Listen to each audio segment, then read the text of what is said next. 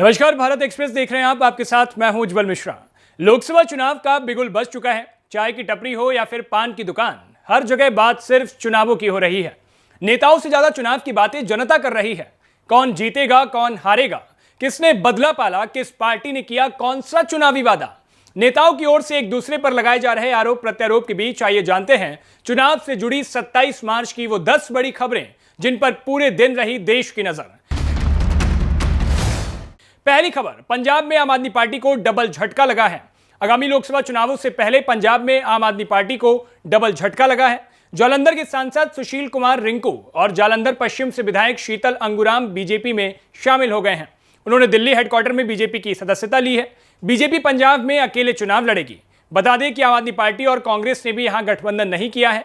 आम आदमी पार्टी के लिए एक बड़ा झटका इस लिहाज से भी है क्योंकि पार्टी ने सुशील कुमार रिंकू को जालंधर सीट से फिर से उम्मीदवार बनाया था। कहा जा रहा है कि आप नेताओं ने उन्हें पार्टी में रोकने की भी कोशिश की, लेकिन वो नहीं रुके। अगली खबर बिहार से लेकर के है। पूर्णिया से बीमा भारती को आरजेडी ने अपना उम्मीदवार बना दिया है। लोकसभा चुनाव के लिए बिहार की पूर्णिया सीट पर आरजेडी ने अपने उम्मीदवार के नाम का ऐलान कर दिया। पार्टी ने इस सीट से बीमा भारती को उम्मीदवार बनाया है। लालू यादव ने उन्हें पार्टी का सिंबल सौंपा। इस सीट पर कांग्रेस की तरफ से दावा किया जा रहा था और पप्पू यादव ने यहां से चुनाव लड़ने की इच्छा जताई थी। बीमा भारती ने 23 मार्च को जनता दल यूनाइटेड से इस्तीफा दे दिया था। सोशल मीडिया पर उनका इस्तीफा पत्र भी वायरल होने के कुछ घंटों बाद उसी दिन देर शाम तेजस्वी यादव ने उन्हें आरजेडी में शामिल करा दिया था। तो वहीं अगली खबर यूपी से है। मुरादाबाद से रुचि वीरा होंगी समाजवादी पार्टी की उम्मीदवार। उत्तर प्रदेश की मुरादाबाद लोकसभा सीट पर गजब का ट्विस्ट देखने को मिल रहा है। इस सीट से मौजूदा सांसद एसटी हसन ने नामांकन पत्र भरने के बाद अब अपना पर्चा वापस ले लिया है। पार्टी सूत्रों के मुताबिक सपा ने मुरादाबाद से रुचि वीरा को मैदान में उतारने का फैसला किया। खबर यह भी है कि रुचि वीरा ने अपना नामांकन पत्र दाखिल कर दिया है। पार्टी की ओर से उन्हें इससे जुड़ा अथॉरिटी लेटर भी दे दिया गया, जिसे उन्होंने रिटर्निंग ऑफिसर को दे दिया। बिजनौर की रहने वाली रुचि वीरा को आजम खान का बेहद करीबी माना जाता है। रुचि वीरा समाजवादी पार्टी की विधायक रह चुकी है। बता दें कि अखिलेश यादव ने पहले मुरादाबाद सीट से एसटी हसन को टिकट दिया था और उन्होंने मंगलवार को नामांकन भी भर दिया था, लेकिन आजम खान ने उनके टिकट को वापस करवाकर रुचि वीरा को देने की वकालत की थी। ऐसा एसटी हसन के समर्थक आरोप लगा रहे हैं। बता दें कि एसटी हसन ने पिछली बार मुरादाबाद से जीत हासिल की थी। तो वही अगली खबर कर्नाटक से लेकर है। लोकसभा टिकट बंटवारे पर कर्नाटक कांग्रेस में बगावत देखने को मिल रही है। कर्नाटक में कांग्रेस को झटका देते हुए पार्टी के 5 विधायकों ने और 2 एमएलसी ने टिकट विवाद पर इस्तीफा देने की धमकी दी है। विधायकों ने कहा है कि एक परिवार की गुलामी नहीं कर सकते हैं वो। उन्होंने पार्टी पर परिवार के भीतर टिकट बांटने का भी आरोप लगाया। यह घटनाक्रम तब हुआ जब पार्टी ने खाद्य और नागरिक आपूर्ति मंत्री के.एच. मुनियप्पा के एक रिश्तेदार को कोलार संसदीय निर्वाचन क्षेत्र से टिकट दे दिया।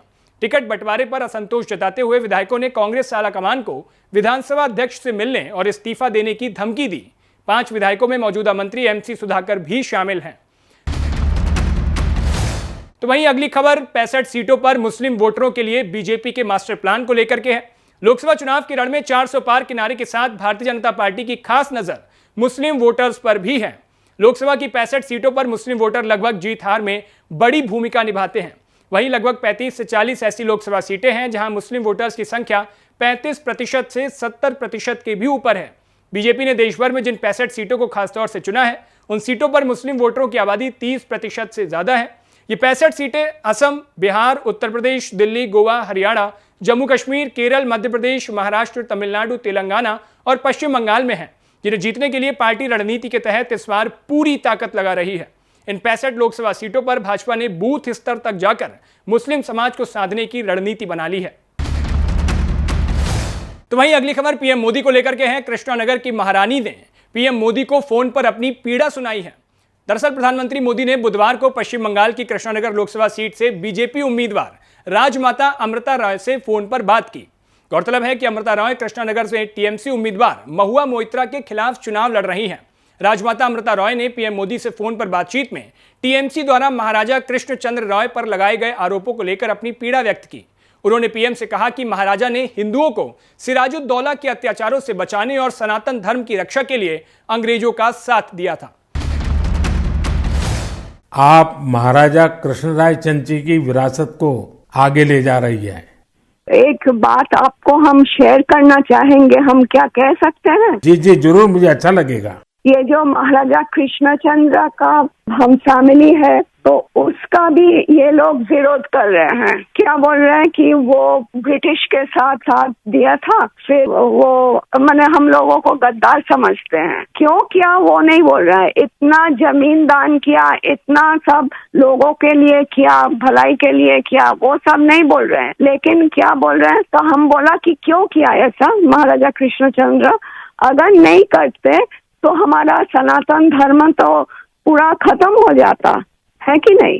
तो वो बात है, क्योंकि तब का वो जो नवाब थे सिराजुद्दौला, तो वो तो बहुत अत्याचारी भ्रष्टाचारी थे। तो उसीलिए उन्होंने तो अकेला नहीं किया, बहुत सारे राजाओं के मिलन हुआ, उसके बाद सभी ने किया। तो वहीं अगली खबर मंडी सीट से लेकर के है। मंडी सीट से कांग्रेस के टिकट पर चुनाव प्रतिभा सिंह अब नहीं लड़ेंगी। हिमाचल प्रदेश की मंडी से कांग्रेस की सांसद प्रतिभा सिंह ने मंडी सीट से चुनाव लड़ने से साफ इनकार कर दिया है। प्रतिभा सिंह ने यहां से बीजेपी की उम्मीदवार बनाई गई अभिनेत्री कंगना रनौत पर सुप्रिया श्रीनेत के आपत्तिजनक पोस्ट पर कमेंट करने से भी साफ इनकार कर दिया। तो वहीं अगली खबर बिहार को लेकर के है। बिहार में कांग्रेस के लिए आरजेडी अब एक मजबूरी बन गई है। ऐसा हम इसलिए कह रहे हैं क्योंकि लोकसभा चुनाव के पहले चरण में बिहार की 4 सीटों के लिए 19 अप्रैल को मतदान होना है। इसके लिए नॉमिनेशन का आज अंतिम दिन है और विपक्षी इंडिया ब्लॉक में सूबे की 40 सीटों के बंटवारे की गुत्थी अभी भी सुलझने का नाम नहीं ले रही। लालू यादव की अगुवाई वाले आरजेडी और कांग्रेस के बीच सीट बंटवारे पर बात ऐसी फंसी कि पटना से लेकर दिल्ली तक बैठकों का दौर चलता रहा, लेकिन समाधान अभी तक सामने नहीं आ पाया है। ऐलान का इंतजार अब भी है। आरजेडी के रवैये से कांग्रेस नेता नाराज तो हैं, लेकिन पार्टी लालू तेजस्वी के फैसले के खिलाफ जाने का साहस भी नहीं दिखा पा रही है। तो वहीं अगली खबर चुनाव आयोग को लेकर के है। महंगे पड़े विवादित बोल, यानी चुनाव आयोग ने 2 नेताओं को नोटिस भेज दिया है। केंद्रीय चुनाव आयोग ने कांग्रेस नेता सुप्रिया श्रीनेत और बीजेपी के दिलीप घोष को नोटिस जारी कर जवाब मांगा है। केंद्रीय चुनाव आयोग ने सुप्रिया श्रीनेत के एक्स पर कंगना रनौत को लेकर किए गए पोस्ट के लिए नोटिस जारी किया है। चुनाव आयोग की ओर से गुरुवार शाम 5 बजे तक जवाब देने के लिए भी कहा गया है। तो वहीं पश्चिम बंगाल के बीजेपी नेता दिलीप घोष को सीएम ममता बनर्जी को लेकर दिए गए बयान के लिए नोटिस जारी किया गया है। टीएमसी की ओर से दिलीप घोष के खिलाफ चुनाव आयोग में शिकायत दर्ज कराई गई और आरोप लगाया गया कि उन्होंने आदर्श आचार संहिता का उल्लंघन किया। तो वहीं अगली खबर है मुरादाबाद को लेकर। मुरादाबाद में ओवैसी ने अपना उम्मीदवार उतार दिया है। मुरादाबाद सीट से समाजवादी पार्टी के डॉक्टर एसटी हसन का टिकट कटते ही असदुद्दीन ओवैसी की पार्टी एआईएमआईएम ने अपने पार्टी के उम्मीदवारों का ऐलान कर दिया। ओवैसी की एआईएमआईएम ने मुरादाबाद में वकी रशीद आमिर को अपने चुनाव चिन्ह पर चुनावी रण में उतार दिया है। वकी रशीद आमिर एआईएमआईएम के मुरादाबाद महानगर के अध्यक्ष भी हैं। तो आज की चुनावी सुर्खियों में बस इतना ही। मिलेंगे कल फिर चुनावी खबरों के साथ। तब तक की खबरों के लिए देखते रहिए भारत एक्सप्रेस। शुक्रिया।